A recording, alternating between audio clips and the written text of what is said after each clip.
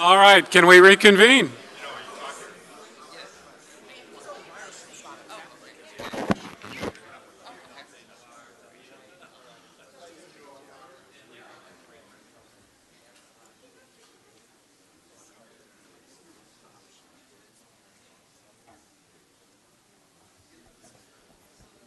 Welcome back, everybody. As I said just a moment ago, we have put name tags out on the various tables. We noticed out in the hallway before this began that we didn't all know one another, and this might be a good way to help resolve some of that. So welcome back. Our next panel explores the history of Rerum Novarum and takes a particular focus on the connections between Rerum Novarum and American society, economy, and politics. That history, by the way, not only intertwines with the American labor movement as we've heard earlier, but it also intertwines with, very closely in fact, with the development of this university. We have three outstanding historians with us to explore all of this intertwining. Indeed, I can't say this one loudly enough. We're particularly pleased to have with us today Father Jerry Fogarty of the Society of Jesus and William R. Kennan, Professor of the History of Christianity from the University of Virginia. Father Jerry is the world's foremost historian on the intersections between Rerum Novarum and America. He's the author and editor of 6 books, including The Vatican and the Americanist Crisis, that we heard some reference to in the last panel. His monumental study, The Vatican and the American Hierarchy from 1870 to 1965, and Nova et Vetera, The Theology of Tradition in American Catholicism. I have to say, since E.J. Dion started the habit of telling stories, the last time that I was with Father Jerry, he and I were hopelessly lost in the suburbs of Munich trying to find a missing Autobahn. Hopefully we won't be so lost today. But truly it's a great honor for us all to have Father Jerry Fogarty with us today. It's a great treat. Next to Father Fogarty is Tim Mayer. And Tim is Associate Professor in this university's Department of History, and for present concerns, perhaps most importantly, he is the University Archivist for the Catholic University of America. Tim is among the world's top authorities in Irish immigration to the United States and in Irish American history. His books include From Paddy to Studs, Irish American Communities in the Turn of the Century Era, Inventing Irish America, Generation, Class, and Ethnic Identity in a New England City, and a guide to Irish American history. Professor Mayer today will speak to us about the participation of ethnic Catholics in American labor history in the wake of Rerum Novarum. And finally, on the left, my left, your right, is Dr. Maria Mazenga. She's an education archivist at the American Catholic History Research Center, and with Professor Mayer, also a fellow of the Institute for Policy Research and Catholic Studies, the host of today's conference. She's also the director of the American Catholic History Classroom. Dr. Mazenga's expertise is in mid-20th century American Catholic history, with special focuses on American Catholic labor history and American Catholic-Jewish relations. She's currently working on a book exploring American Catholic responses to the Holocaust. So, without further ado, I turn this over to the panel.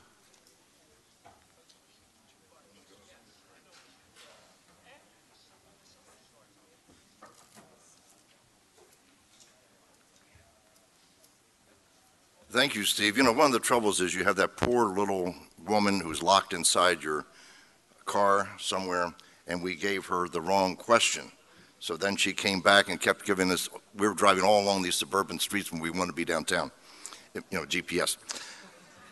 Now, I thank him for saying that I'm the world's leading expert on the relationship of the United States to Rerum Novarum, but I have here the book written recently by Sabine Schratz at the University of Münster, Das Gift der alten Europa in die Arbeiter der neuen Welt, on the American background to the encyclical Rerum Novarum, because she had access to this recently opened archives of the Holy Office and the Congregation of the Index. She's a student of Hubert Wolff, who wrote the book just recently published in translation in this country, The Pope and the Devil. I arrived at the Vatican Archives in September 2006, the day they opened for the pontificate of Pius XI, and he was there with 10 of his 40 assistants. I was there with me because, after all, I'm an American, and I'm the only American who's done any research in the Vatican Archives for that period. Sort of appalling. Many strong, unbased opinions about Pius XII. But do any people want to go over and do the research? I can't find them. Anyway, what I'd like to do today is maybe mention some of the things that Sabina has on. I ended up being her first reader on the dissertation, and German was the only language I ever formally studied in school, but then all of a sudden I got off into Vatican diplomacy and remembered the language of the Catholic Church is not Latin. It's Italian. Except for official decrees that are published, everything is done in Italian. So therefore, my Italian is now pretty good. My French I taught myself, so my pronunciation's lousy, but then with this, it meant I had to go back and see how good my German was still. But remember, the vocabulary is quite limited, so therefore, after a couple hours, maybe looking words up, then you have it down. And it's a very valuable thing because she goes through a lot of the background, and of course, with every figure introduced, she has a thorough biography. So I would recommend this is probably the definitive work on the American background to Rerum Novarum. Some background then. I'm going to talk today basically about what led the Americans to suggest an encyclical. Secondly, I want to talk in passing about the Knights of Labor, more in passing, and then Gibbons's role in proposing that the Knights of Labor not be condemned, and that instead of condemning the social thinker, Henry George, that instead there be an encyclical on the social question and the origin of that. Well, first of all, by way of introduction, what brought the Knights of Labor, the first organized labor union, to the ken of the American bishops was the fact that Archbishop Taschereau of Quebec had condemned them, had gotten a condemnation. Sabina provides some background to it because he was thought to be too soft on Freemasonry up in Quebec, and therefore was waging an internal battle. So when the Knights of Labor came along, based upon Masonic organization and so forth, he won their condemnation. It was promulgated in the United States only in the Diocese of Portland, Maine, and it's rather interesting because it was promulgated by Bishop Healy, the first African-American bishop in the United States, the brother of Patrick Healy, the second founder of Georgetown, after whom they named that late grotesque building. You know, Healy Hall, the main building you see as you drive up to Georgetown.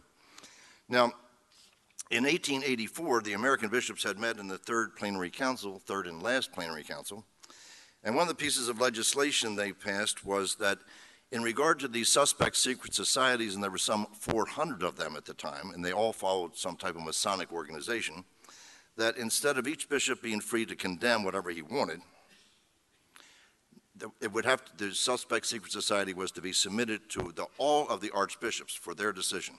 If they failed to get a unanimous decision, then it would have to be referred to Rome. Sounds analogous to the effect of the Episcopal conferences today. They have to have either a unanimous decision or it has to be ratified by Rome. How can, as Cardinal Cushing once said to our general of the Society of Jesus, Father General, the American bishops couldn't agree that last Sunday was Palm Sunday. So nothing much had changed. So when they met about the Knights of Labor in October of 1886, there were two archbishops that said no to the approval of the Knights of Labor. One was Archbishop Kenrick, Peter Kenrick of St. Louis. You have to distinguish him from Francis Kenrick, first of Philadelphia and later of Baltimore. They were blood brothers. And at one point, they were the only two archbishops in the United States. And they wrote to one another as befitted two prelates in Latin. Now, and they wrote good Latin, by the way. I suspect the reason was they didn't want the postmaster to know what was going on, because they talk about all sorts of things, all in rather fluid Latin. The American hierarchy was a bit different in those days. So anyway, Francis Kenrick, or Peter Kenrick, voted against him, as did Archbishop Salpointe. He has the misfortune to have his name anglicized, Salpointe. He was the Archbishop of Santa Fe. Why? Because there had been railroad strikes in St. Louis or the vicinity of Missouri, or in Santa Fe. And with railroad strikes, there was violence. So therefore, many, many Catholic thinkers, including, by the way, initially, men like Archbishop John Ireland, were opposed to this tool of the labor movement. And it was a traditional, very conservative approach because labor was seen, or rather work was seen, as a type of property. The capitalist, or owner of a business, had purchased that property. So therefore, for the worker to deprive the owner of what he had already purchased was seen as socialism. That was the notion of a strike, even without the violence. John Ireland would shift around, but I'm not sure whether John Ireland was ever completely consistent. But then, in the meantime, after this meeting where the American archbishops failed to get a unanimous decision to support the Knights of Labor, there was this famous election in New York City involving a Democratic candidate, a Republican candidate, and Henry George, the socialist thinker, who argued that if you had just a single tax on the unearned increase in value of land, you could solve all the problems of poverty. By the way, there is a town in Alabama founded on this. It still exists today, single tax on unearned increment in property. And it seems to go fine, but it's rather limited. Well, Henry George was the candidate for mayor. Father Edward McGlynn supported him in that, although the Archbishop forbade him to do it. Nevertheless, McGlynn said he had already promised to give one speech in favor of Henry George, and after that he would back off. Well, Henry George also had the support of the Knights of Labor. By the way, Henry George came in second. The Republican candidate lost. And the Republican candidate was Theodore Roosevelt. So therefore, this was a major issue. And of course, it upset the Archbishop of New York, Michael O'Carrigan, by the way, who was the only archbishop since the 1860s who was not made a cardinal. So that indicates that even Rome was suspicious about his, how really good he was, how pastorally concerned he was. So therefore, the question of Henry George was now added to the question of the Knights of Labor.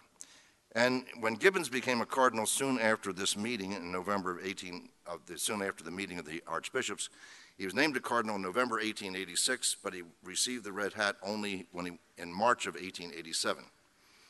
Incidentally, somebody brought up the issue of Americanism in the previous panel, and the files there are now open, and they're very interesting to indicate how innocent the theologians of the Holy Office were at the time of any knowledge outside of their narrow Thomistic approach. Because, let me just say something, Isaac Hecker had said in his autobiography, which was then used in the famous biography, which was under question with the origin of Americanism, he said that he and Orestes Brownson came into the church like contraband being smuggled in, meaning they were already Catholic. Outside the church, there can be no truth. So therefore, that was one of the things, that they were watering down truth to get converts and so forth. So therefore, this distinguished theologian said that Hecker remained both a Protestant and a Pelagian. He was innocent of the Reformation. By the way, he became the Master General of the Dominicans and was later beatified. So therefore, one has to be careful about theological opinions versus, careful analysis. Incidentally, Leo XIII withdrew all of this from their consideration, and he formed his own committee after the summer of 1898. So what was condemned had nothing to do with church and state, the American support of religious liberty. It did have to do with this French invention of what it meant, and they really thought the Americans were Pelagian. Back to the text here. When Gibbons arrived in Rome, he defended the Knights of Labor. In the meantime, Edward McGlynn had been suspended from the priesthood, and then he was finally excommunicated later on in the summer of 1887, and when he was excommunicated, there was a protest in the streets of New York of 75,000 people. No archbishop in New York has faced that opposition since then. When you think things are bad, look at the past. It was not that good.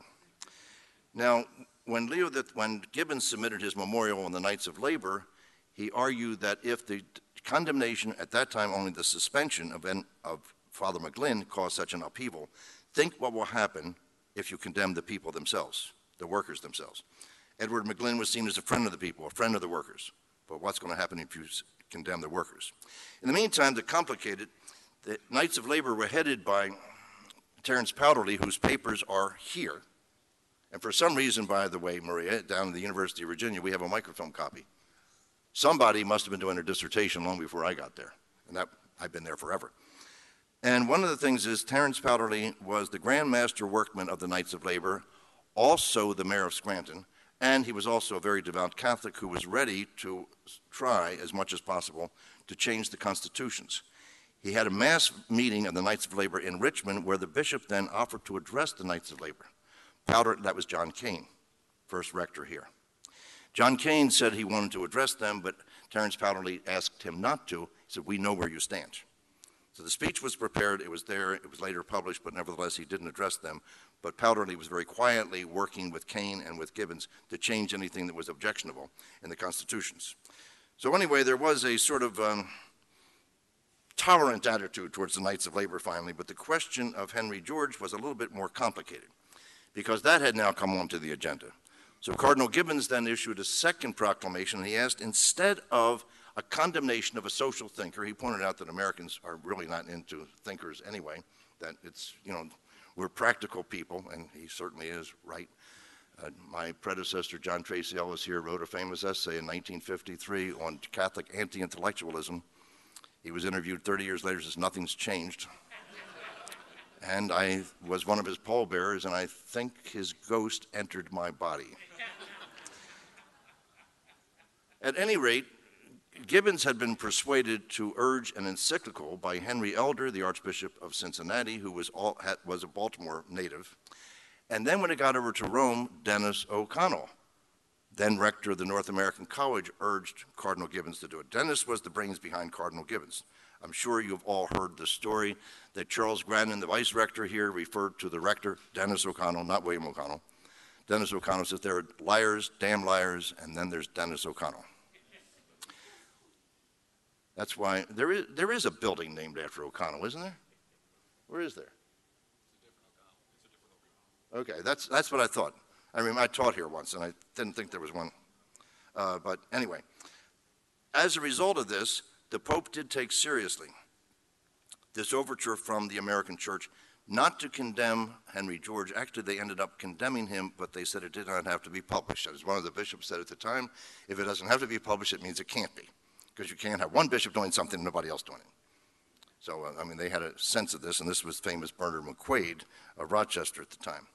Now, the encyclical is not American in thought, but the impetus for the encyclical came from the American Church because the United States Church was the only branch of the church in the industrialized world that kept the working class. In Paris, 2 archbishops were assassinated by riots mainly from the working class in 1848 and again in 1870. In the United States, the working class was the backbone of the church. At the Second Vatican Council, then Bishop Stephen Levin, an auxiliary bishop of San Antonio, got up on the floor because a lot of people were against anything on ecumenism because it would undermine the faith of the working class in Europe. Finally, Stephen Levin got up and says, our working class is the backbone of our church. Our working class is not the one that goes out and votes the communist ticket. Our working class are not the ones who are unfaithful to the church and don't go to Mass. They are the backbone of our church, and we deal every day with Protestants. It's not a matter of just theory, but we live with them, we work with them, we pray with them sometimes. And that was a turning point. By the way, that statement made the quote of the day from the New York Times. I use it in a class I'm teaching now on American Catholic social and political thought. And you were saying at this earlier panel, do people know about this? Well, I found a kid argued with me in another course. She never thought of Jesus as being divine. So I don't know what's being taught. Social justice isn't, but neither is basic creeds.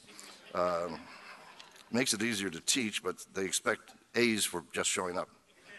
So they don't show up. Now, what was in the encyclical, though? Because the thought of the encyclical, the impetus was American, to repeat. And by the way, it's not just what Sabina Schratz proved in this book, but also in an earlier popular book by Giacomo Martino, who's now retired at the Gregorian University, an Italian historian, Italian Jesuit. And he mentioned that although a lot of Europeans would not want to admit it, the impetus for this first social encyclical came from the United States. So it's been well known, if you could get even in Leo XIII's papers, or rather the letters for the pontificate of Leo XIII. His own private papers are still, they don't even know where they are. I tried for years to find them. And after a while, you just give up. Now, there are several things that he points out. First of all, he talks about the right of labor to organize. Then he talks about a just wage sufficient for a man, working man and his family to live and with frugality to put aside some money to purchase property. He still identifies property with land. Finally, he does, or rather, he also talks about property as being, private property being part of the natural law, because he's trying to wend his way between unbridled capitalism and the rights of and socialism. And a number of years ago, somebody came to my university to give an address and said that John Paul II was the first pope to get the natural law right. Well, the problem I have is using any type of philosophical construct to control a pope, because his argument was that Leo XIII didn't know what he was saying, because in Thomas Aquinas, the right to property is not part of the natural law. It's part of the law of nations, but not part of the natural law. Property belongs to everybody. Now, he also recognized the right to strike, which was quite significant, because he recognized it as a legitimate tool of organized labor in order to get their point across.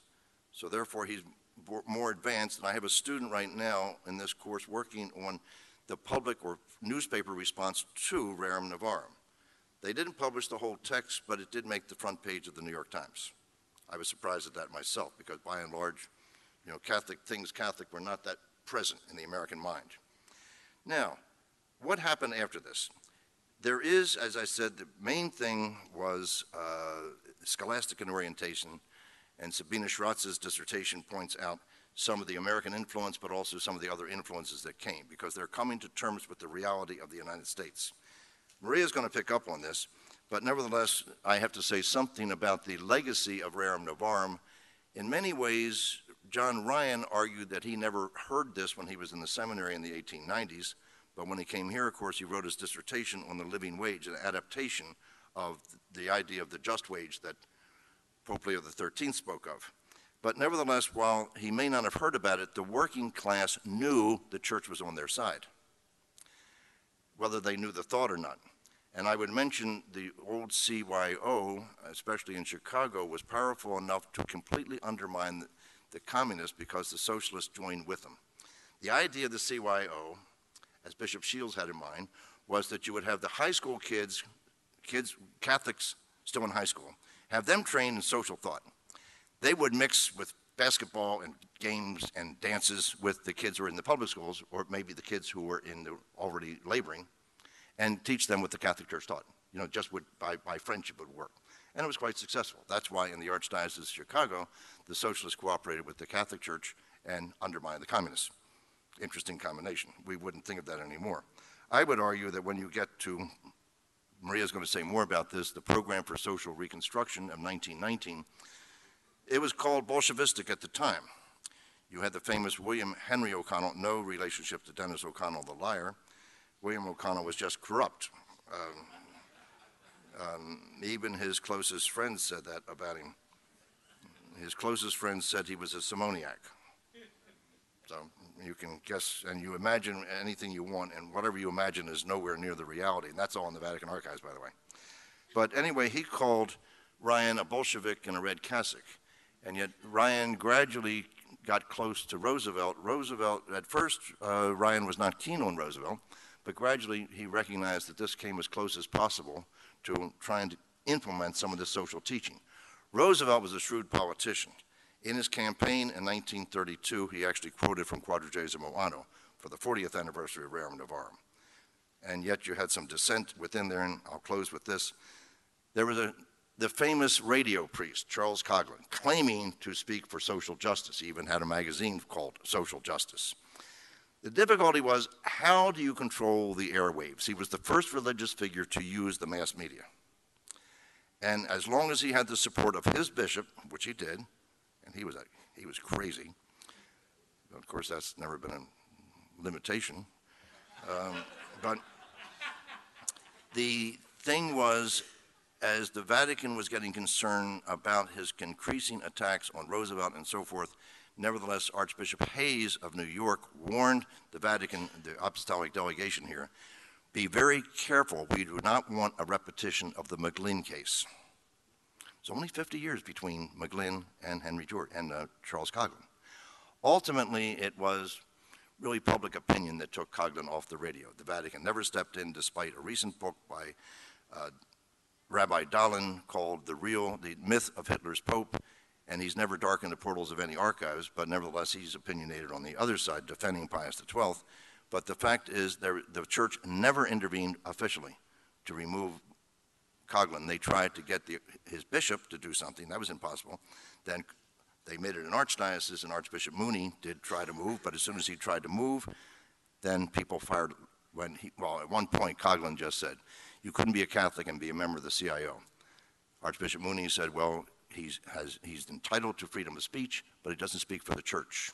Mooney received 10,000 letters of protest. So they did have a potential McGlynn case on their hands, and that's why they had a long memory of the first generation, if you will, of Catholic social justice and its implementation in the United States.